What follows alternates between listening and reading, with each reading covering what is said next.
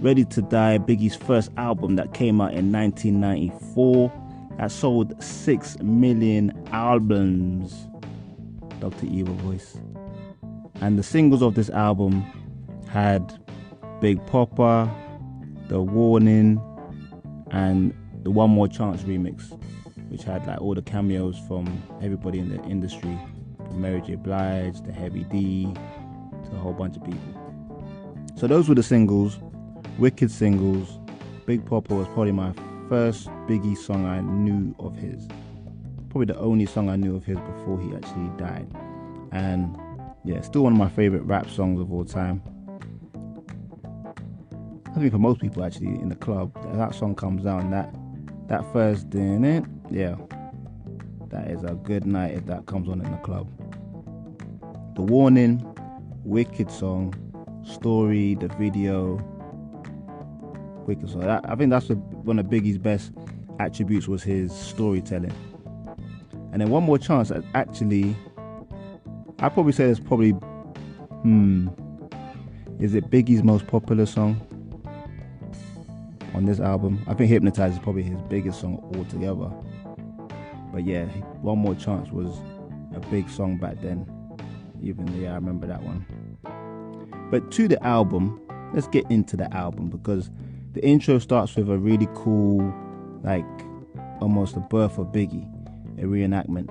And then the first track, which was really creative, and then the first track was One More Chance, the original, which for me, when I first had this album, which was years after it came out, but I was a young teen, that was my song.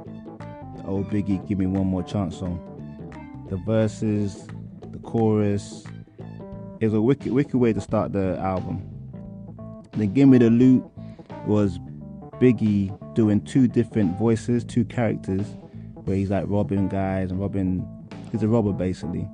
And a lot of people back then didn't even know that was Biggie doing the other voice. I'm not sure if I knew at the time. I probably didn't, because I was just a little kid. But then that was a wicked song, grimy song. That's the song that Biggie wanted to be one of his singles. He didn't want Big Poppa, I think, to go out. No, he didn't want Juicy to go out, sorry. Juicy was one of the other singles.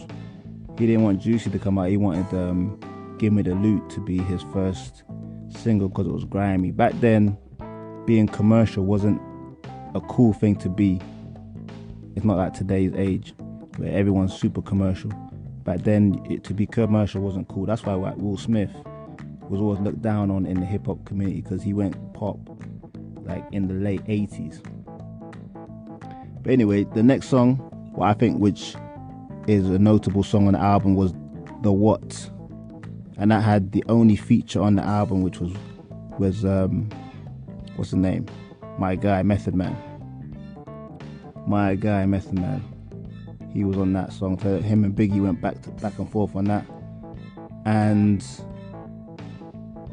Me and My Bitch, sorry for the cursing, but the B word, yeah, that song was wicked. So that's one of my favorite songs on the album. Again, it's storytelling. Biggie, very good at storytelling. And at the end, his girl gets killed because of his criminal kind of lifestyle. But you know what? This album was wicked. But the last track, Suicidal Thoughts, Suicidal Thoughts, I still think that it was before its time, and an unbelievable song. Like Biggie, if you don't know it, Biggie calls Puffy middle of the night, and he's just talking about how he wants to kill himself. And back then, that wasn't something I heard in rap a lot. You hear that sort of stuff a lot now in today's young rappers, glorifying it. But Biggie wasn't necessarily glorifying it. He was just speaking from a creative and dark perspective. But the way he starts the song, it's just so good. Like the way he talks about how God will have him doing goody stuff, and Biggie likes wearing all black, and I just love that song. To this day, I still think that's one of the most creative songs I've ever heard. But that's the summary of Ready to Die. that's one of my favorite rap albums, in my top 5 of all time. But yeah, it's much more of a grimy, more street album, which makes sense that it was his first album. Now we're gonna get into Life After Death, Biggie's second album that came out a week after he died. This album sold 10 million albums back then, and it's actually one of the biggest selling rap albums of all time. One of the very few albums that have actually gone diamond. That's a rare achievement in hip hop. But the singles of this one were obviously Hypnotized, probably Biggie's biggest song. Mo Money, Mo Problems, which wasn't my favorite type of song, to be honest, even though it was a big tune with Mace and stuff. And then it had Sky's the Limit that came out, which was a bit of a sad song, really. I never listened to that one. It's a bit of a somber song, but I always liked that song because when it came out I was quite young, and in the video it's got 2 young people representing Biggie and Puffy, and the people around me back then were saying like I was the Puffy character, and I had a big friend that was a bit heavy, and he was Biggie. You know what I mean? Anyway, enough about me. But in terms of the album, it was a lot more glossier, a lot more commercial sounding, but it still had a grimy aspect to it. Definitely had a lot of street lyrical content. Somebody Gotta Die, again, another song of Biggie showing his great storytelling. I really like that song just because of the story aspect. It was probably a much more thorough storytelling aspect than the first album, but still very good. Kicking the Door, which a lot of people didn't know was directed at Nas until Nas said it on his Godson album.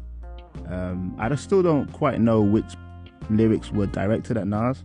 There was nothing really obvious, but yeah, Kicking Door is a good song overall anyway. And then I'm surprised no one's actually used that for a single since then. But yeah, Last Day with the Locks, that was a good song. That's a street song, not my favorite, but you know, it was a good lyrical song. Basically, for all of them are lyricists. I love the Dough, that was featuring Jay-Z. The third verse was wild when they were going back and forth, but I think Jay-Z got Biggie on that quite convincingly, actually. I think Biggie was good on that song, but Jay-Z really brought his A game on that one. What's Beef? Classic song, very classic. Not my favorite song, but it's a classic song. I remember back in the early 2000s, everybody used that beat and that term based on this song. I don't think anyone really said What's Beef before Biggie. A lot of people said it after him. I got a story to tell, which is meant to be a true story of Biggie getting with some girl and her husband or partner coming back, and then Biggie had to pull out a gun he pulled a gun on him, and as he vacated the premises. So I don't know if it was real, but apparently that's a real story. The Notorious Thugs, a lot of people love that song. Not my favorite personally, because it's cool. I like the chorus, but I don't like Biggie rapping in that fast pace. Didn't really sound right to me. Another with Lil' Kim is actually one of my favorite songs. Very, very poppy, but I like the back and forth, the way they rap on that song. Going back to Cali, not the best song to put out 6 months after Tupac gets killed, but wicked song. Probably my favorite.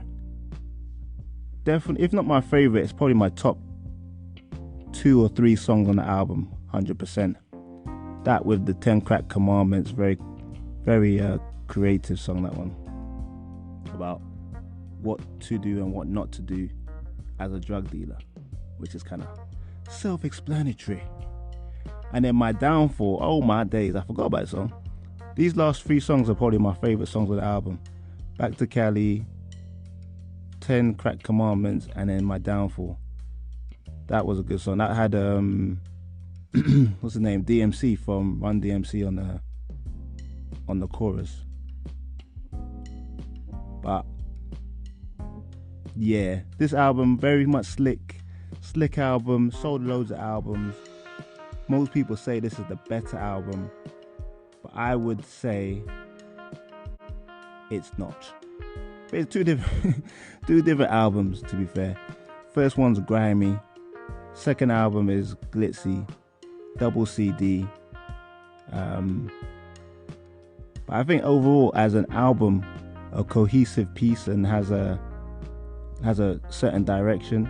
The first album had a theme to it, that Ready to Die thing, whereas this second album was good. I had a lot of hits, still very lyrical, but I think overall it had a much more cohesiveness. The first one, and maybe the lack of features on the first album made it much more consistent as well. Whereas this one had the Lox, had Jay-Z, had Lil' Kim, had who else? Had quite a few people on it. Puffy rapped on it as well. Mace. But yeah, album bit biased because Ready to Die is in my top 5 rap albums of all time. At one point, it was my favorite album. But Biggie's Life After Death, definitely a strong album. But yeah, I don't know. That's my opinion. What's your opinion, people? Let me know in the comments. Let me know which album is your favorite and why. And let me know what your favorite song is as well. Alright. This is Fresh Hip Hop Opinion. Peace and love.